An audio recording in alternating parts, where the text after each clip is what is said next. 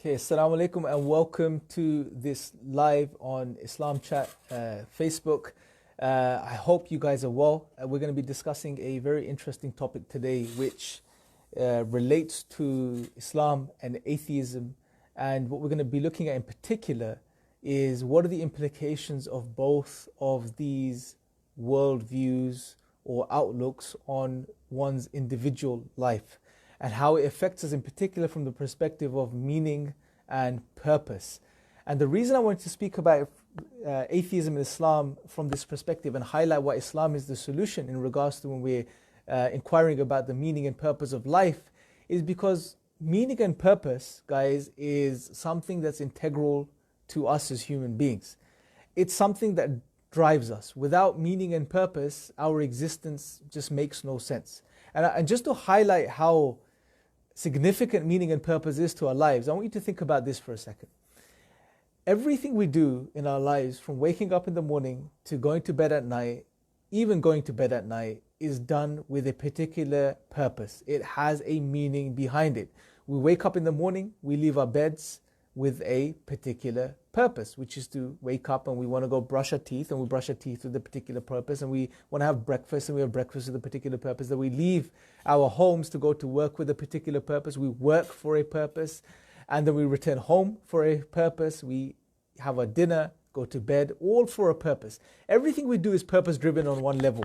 And then on top of this, when we as human beings look at things in the world around us, when we study things, we see things through the eyes of purpose and meaning. It's the lens we see reality through. When we make things, we design things, we always do that with a purpose. We design things to serve a particular purpose. For example, I have a bottle here. The bottle contains water. We have water bottles because water bottles deliver us with clean water, right? So that has a purpose, everything. The phone has a purpose, the mic has a purpose, the room around me and everything inside this room has a purpose. There's a purpose or reason behind you watching this right now. The fact that you're here and you're watching this and you're engaging on this live stream is with a purpose. So meaning and purpose is significant to our existence. We just can't, there is no life without it, right? Now, what I want to do today is I want to deal with the question of meaning and purpose from the perspective of atheism and Islam. And the reason I want to do this is because some people, at least in the world that we live in today, have chosen to be atheist. And there are many other people who may not call themselves atheists, but may live lives which are void of religion and God. And I would say from the perspective of meaning and purpose, you could take both of these groups and put them together. Because whether you're an outspoken atheist or someone that denies God and says there is no creator, the implications for your life are very similar. And we'll discuss this a bit later. And I want to compare this and juxtapose this to Islam and how Islam provides you with clear meaning and purpose to your existence and why that's relevant. Now, before we get into this discussion and we sort of break this down and I highlight to you and conclude, and my conclusion at the end is going to be, or what I'm going to posit or suggest is that Islam is not only the solution from this perspective in regards to the meaning and purpose of our lives, it answers those questions, those deep and profound questions that we all have, but it's a comprehensive solution to our existence, our lives, from every perspective. And therefore, the issues and problems people face in the world today, this meaningless people are experiencing, this nihilism people are experiencing, and not only experiencing it, but the adverse effects it's having on our lives, individually and socially, Islam does away with all of this, right? So, before we get into this discussion, in particular looking at how atheism leads to meaninglessness or existential nihilism, let's quickly take a brief look at the history. How did we end up with a world which is turned away from God? How did we end up with a world which is heavily secular from this perspective, where people are it's not only a case of does God exist or not, we're not even bothered in entertaining such questions in most cases, right? We're more focused, we're so fixated and focused on the material world that we just don't have time. Now, how do we end up in this situation? Well, if we look at it from a historical perspective, if we go back, say, back, we don't need to go too far back. Let's go all the way back 1,000 years. Europe was dominated by Christianity. Christianity ruled every sphere and aspect of life, whether it was education, commerce, your personal life, your social life. Christianity dominated this war. But the issue was that Christianity undermined some fundamental human traits and faculties, things you couldn't run away with or deny, such as, in particular, our ability to reason, rationality. This is a God-given gift to humanity. We have rational faculties, which not only have the ability to understand the world around us, but to attain truth, engage with truth. And we want to express these faculties, use these faculties, engage with them. But the issue was that Christianity was, in most cases, or to a great extent, adverse to reason and rationality. And the reason it was adverse to reason and rationality was because the most fundamental doctrines and ideas and views of Christianity were adverse to reason. Its very theology, its core concept of God was adverse to reason and rationality, or the view that had emerged after Jesus, peace be upon him, had left the scene, and the way the true message of Jesus was distorted and eventually conceptualized in the form of the Trinity, especially in particular the Council of Nicaea, and then this further was later developed much more. But the general understanding of God was this triune God, of the Trinity, which is that there are three distinct beings, the Father, the Son, and the Holy Spirit, but they're not separate, they're one. And other such conceptions of the Trinity, generally speaking, all revolved around this idea of a Trinity. Now, this idea of a Trinity was adverse to reason. You couldn't rationalize it. You couldn't make sense of it rationally. For example, Thomas Aquinas, I believe in the 12th century, tried to bridge the gap. He looked at the Muslim world and he saw that there were Muslim scholars who had managed to, have this beautiful synergy between reason and revelation. There wasn't any problems. Islam, the Quran, encouraged you to be rational. Islam encouraged you to, engage in studying the world, to do what we call science today. Islam encouraged you to reason and to reflect and to ponder. So many verses in the Quran encourage you to reason and to reflect and to ponder. And therefore the Muslims did this historically. And hence we had the golden age, and we had the development in different sciences, mathematics, physics, astronomy, biology, etc. This was because of what Islam brought to the world, this beautiful, perfect balance of all spheres of life, and here in particular rationality and revelation.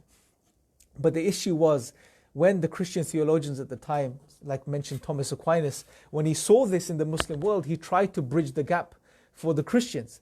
And in his introduction to theology that he wrote, he tried to do this, but he failed to do this because he just couldn't reconcile the doctrine of the Trinity with reason. It just couldn't happen. And hence, later writers, later theologians, such as, for example, Martin Luther, who was a very famous Protestant theologian in history, because of this disparity between reason and revelation, he spoke against reason and rationality. He was adverse to reason and rationality. He even referred to reason, and these were his words, he referred to reason as a whore. Those were his words. That's what he called reason. He called it a whore, and he called it the greatest enemy of religion. Now you can imagine, if such sentiments are present amongst the theologians at the time, this was the general sort of understanding of, or the view Christianity took towards thinking, free thinking. Hence later on, closer to the 17th century and the early 18th century, you had free thinkers, individuals who wanted to express their rational faculties, who wanted to study the world and understand the world, and they were persecuted, they were tortured, they were burnt at the stake, right? They were killed.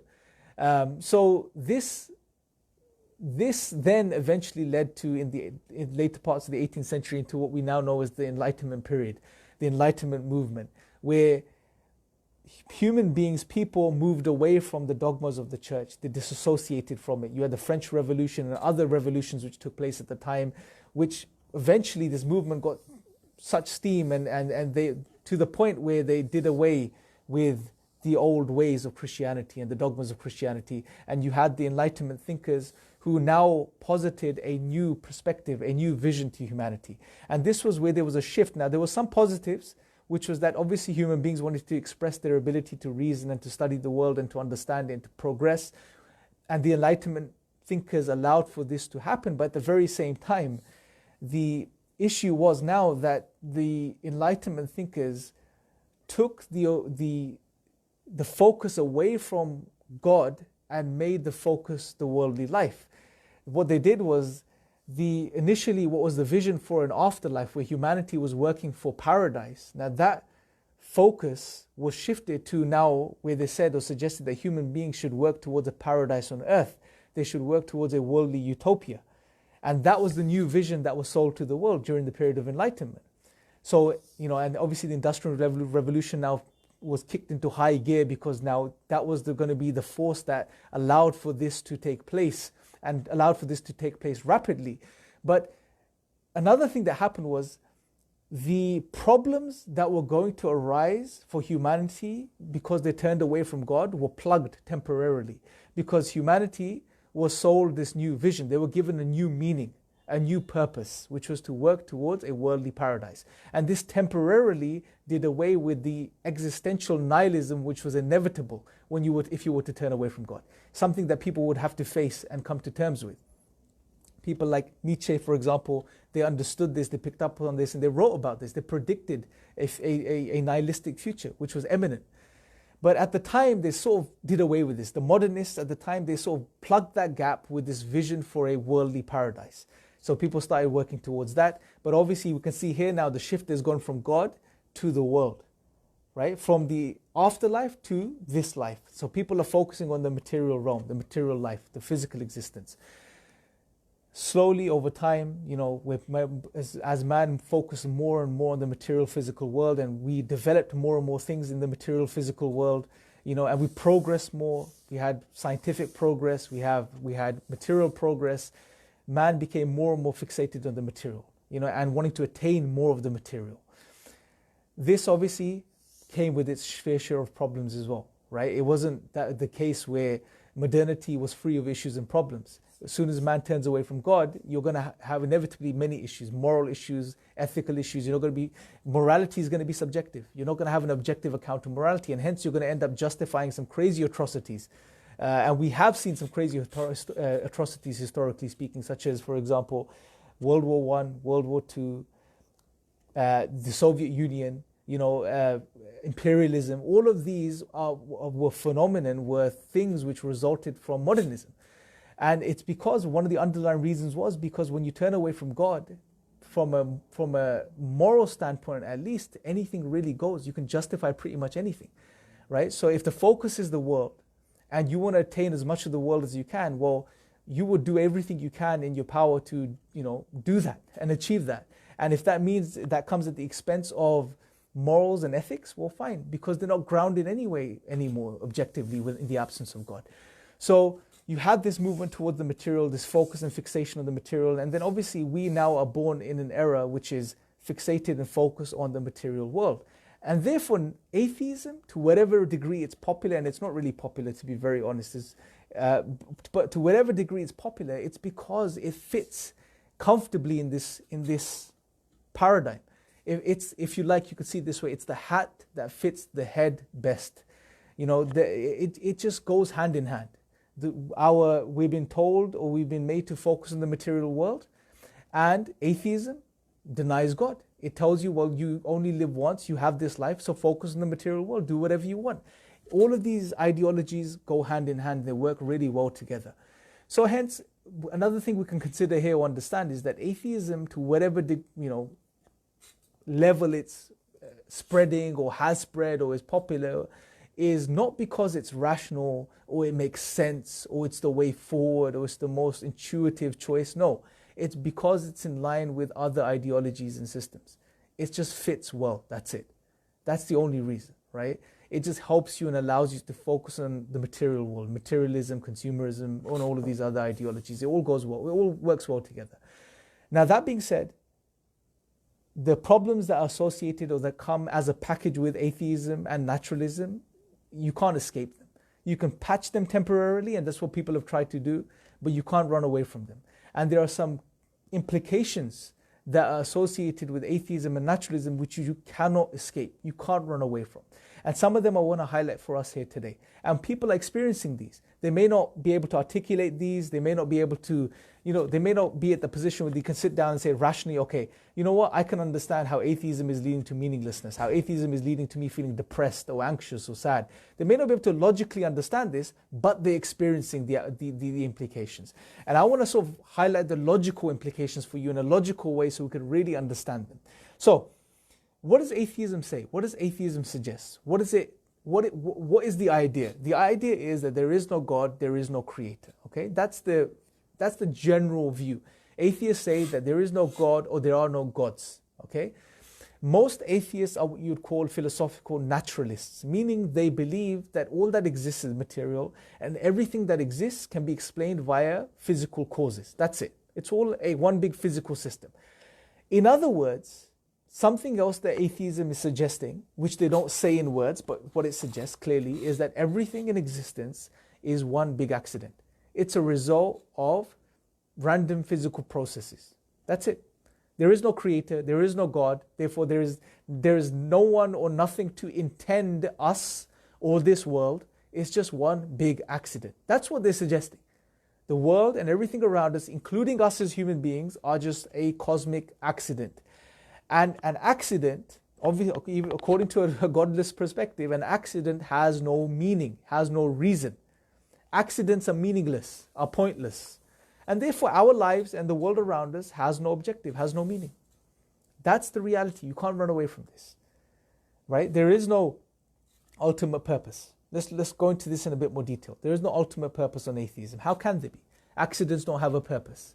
Okay? And we'll explore this a little further and how they try to bridge this gap or this problem later. Number two, on atheism, there is no ultimate value. There's something as human beings we understand, and most atheists are humanists, right? They are what they will call mostly secular humanists, but sometimes they'll just use it loosely and say, well, we're humanists. And humanism is just one of the underlying tenets of humanism or ideas is that human life is sacred. It's valuable. Human life is valuable, and therefore human beings should be respected. Human life should be respected, and we shouldn't harm human beings, etc. That's the sort of underlying gist of humanism. Now, how do you make sense of this on atheism? Because if everything is a result of random physical processes, and essentially that's all it is, atoms and molecules that have randomly been colliding into each other over millions and millions of years have resulted in everything we see in the world today. If that's the case, then where is the value? How can we say then that human beings are valuable? What does that mean? I mean, if you really think about it, let me give you an example. I have a bottle of water here, right? This bottle of water, imagine it was sitting on the table right next to me here, which it is, but just say the table's here and it's sitting right here. Now imagine for a second, let me give you a hypothetical scenario. Say you guys have a condition. You have an anger problem, okay?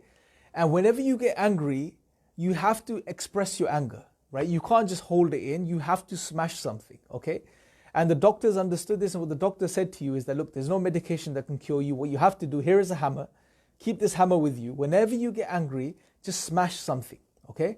Now imagine this scenario, for some reason you get really, really angry, and you've got a choice. I present you with a choice.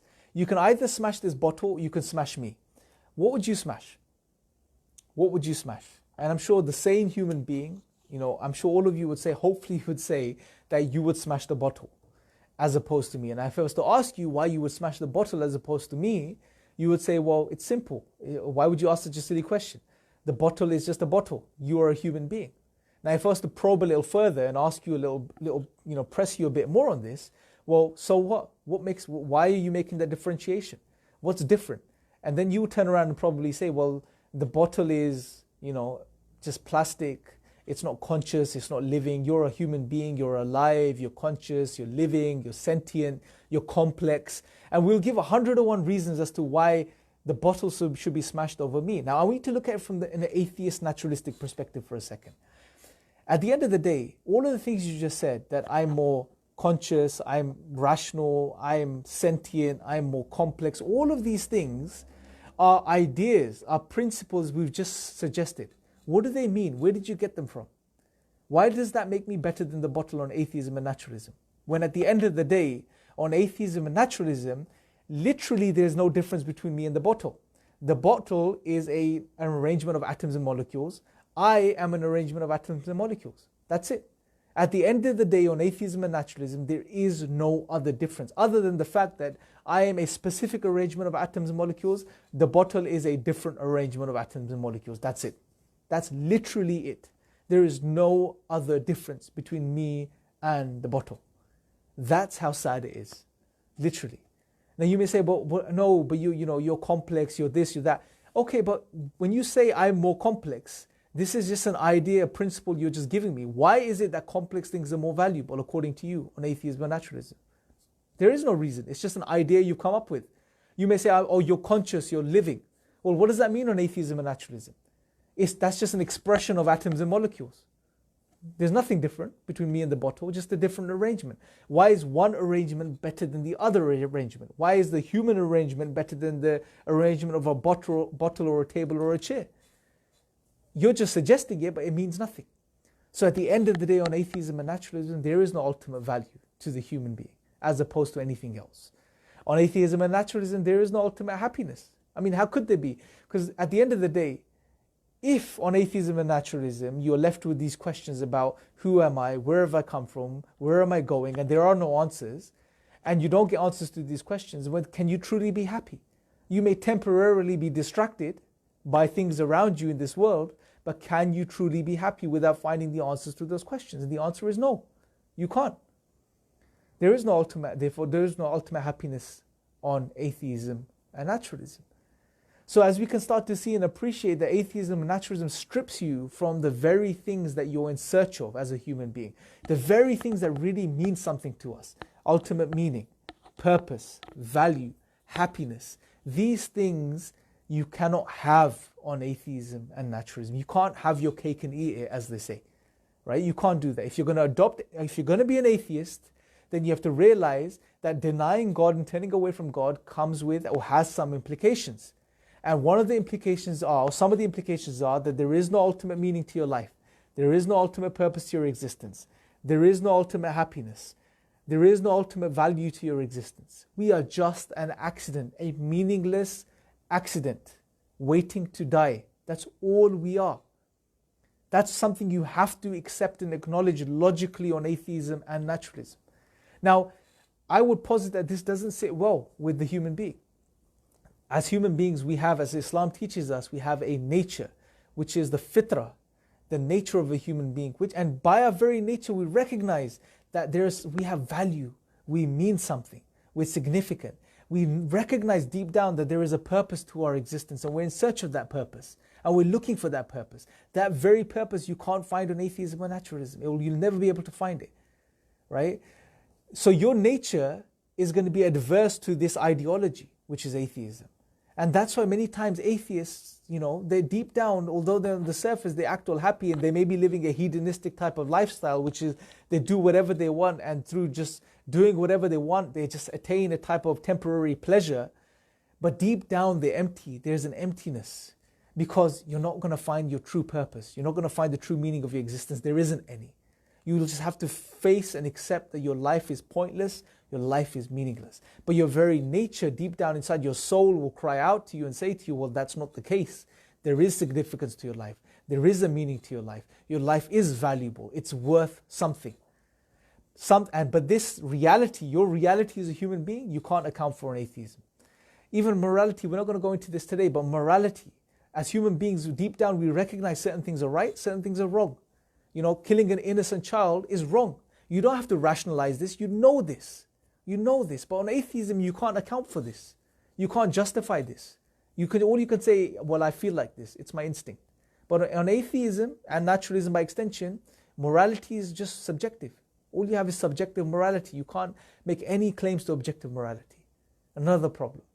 So essentially what I'm getting at here today, guys, is that our very nature as human beings cannot be accounted for on atheism and naturalism. Atheism strips you from being able to account for what you know to be true, what makes you a human. All you can do is turn a blind eye to this reality and just keep living and doing whatever you want to do. But deep down, it'll keep eating away at you. You'll never truly be satisfied. you know. And this is something that God mentions in the Quran in a very beautiful way. God says, you know, that don't be like those who turned away from God or forgot God, and God made them forget themselves. God also says in the Quran, those that turn away from my remembrance would have a depressed life, a constricted life. I mean, if you're an atheist and you're watching this right now and whatever I'm saying is resonating with you and you recognize, okay, you know what? Yeah, okay, I may not be sure of God and I may have somehow ended up with atheism, and hopefully the history that we looked at earlier will allow us to appreciate why we may naturally fall into this type of godless mindset. Sure, I may have fallen into this, but I don't feel it's right. I feel down. Something's missing. If you feel like this, then recognize that God has created you and He's created you for a specific purpose.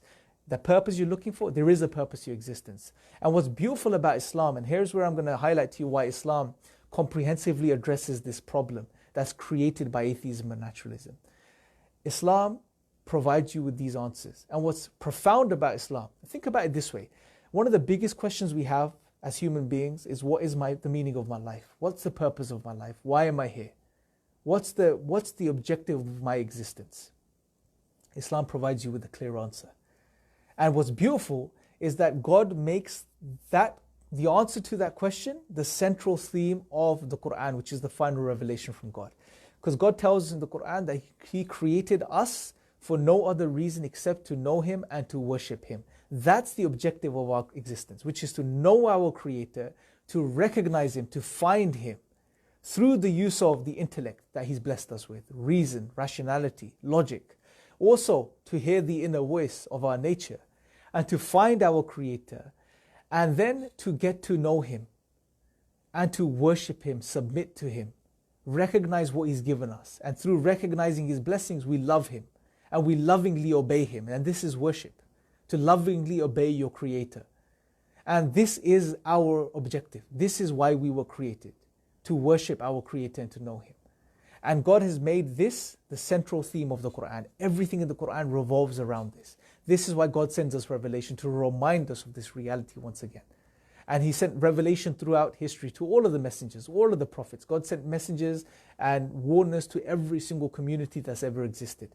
And to many of them He sent new revelations. And then for one last time, He sent the Prophet Muhammad, peace be upon him, with the final revelation, which is the Quran, which encapsulates and holds the answers to the deepest questions we've been asking, those questions that philosophers historically and even modern day, where philosophers have literally wanted to pull their hair out because they can't find answers to these questions.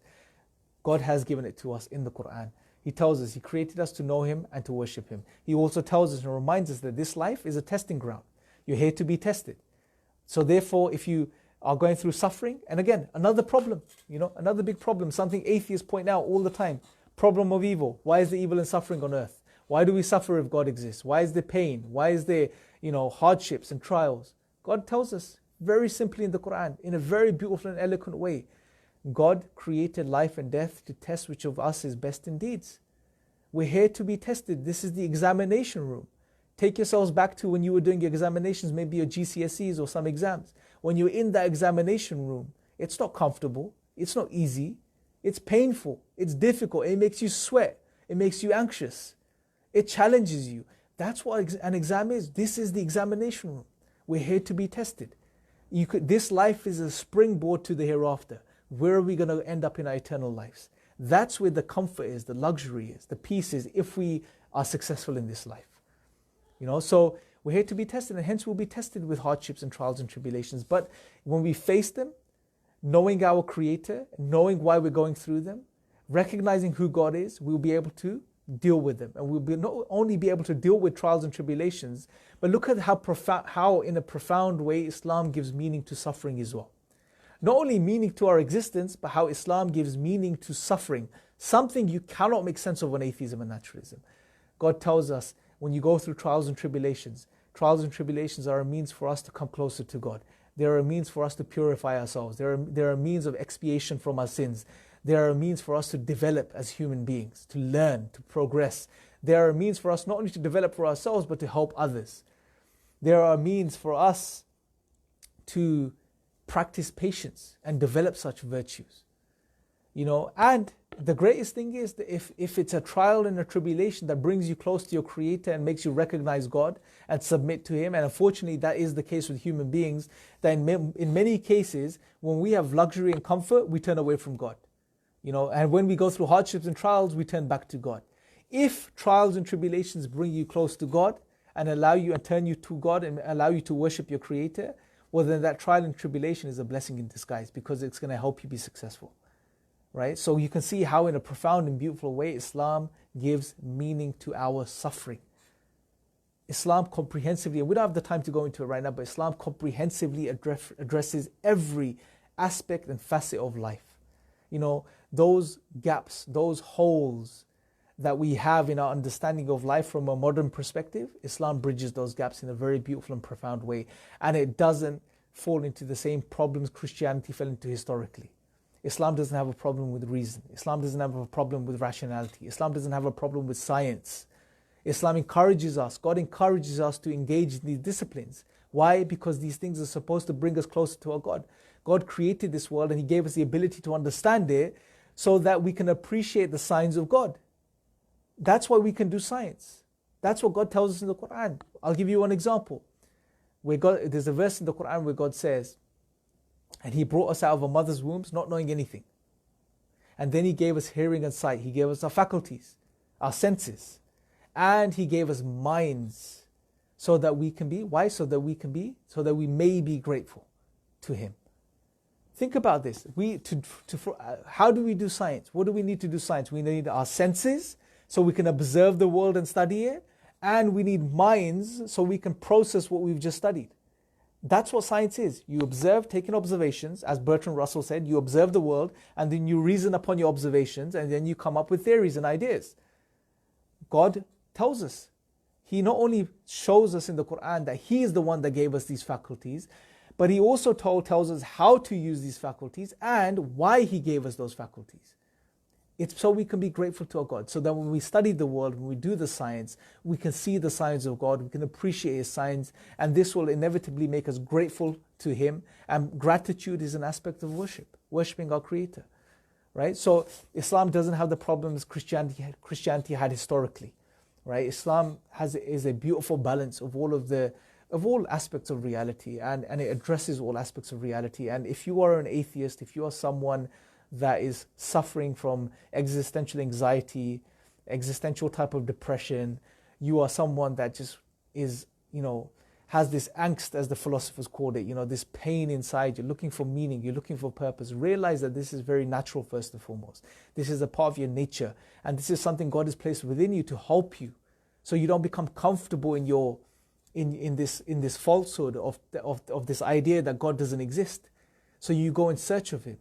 Allow this voice from within to be a guiding light for you, and go in search of God. And I really encourage you, if you're an atheist or you're non-Muslim, to look into Islam and see how Islam adequately addresses all aspects of reality. And you'll be surprised. I really recommend you pick up the Quran and read it for yourself, because you will be surprised. The ideas and the narratives that are put out there by some people about Islam are so wrong and so far from the truth and so far from what the Quran actually says and what it calls you to and what the fundamental message of Islam is. Because people don't want you to realize this. They don't want you to wake up to the truth. So if you are someone that's sincere and honest and that's looking and searching, you may be an atheist, you may be an agnostic, you may not associate with any of these groups, you just may be a seeker, someone that's just looking. Look into the Quran, read the Quran. If you have any questions, please put them in the comment section below. If you're someone that would like to become a Muslim and you feel it's the truth and you've recognized it's the truth, then you can become Muslim, and I would recommend you and encourage you to become Muslim and not to delay it. If you recognize some basic things, such as that there is only one God worthy of worship, the Creator that created everything that exists, that created us, and you've recognized that He's uniquely one, that He's not a part of a triune Godhead, that He's not a part of creation, that He's not a man, He is the Creator, unlike anything that exists. He's eternal, He has no beginning, He has no end. If you've recognized this, and if you also recognize and understood that Prophet Muhammad, peace be upon him, was the final messenger in the line of prophets and messengers that God sent previously, and you recognize these two things and you believe these two things, then you should become a Muslim. You shouldn't wait. You should, yes, sure, look at some of the basics, such as the 5 pillars of Islam and the key aspects of belief. Definitely do that. But if you recognize those 2 fundamental aspects of truth, then you know enough to be a Muslim.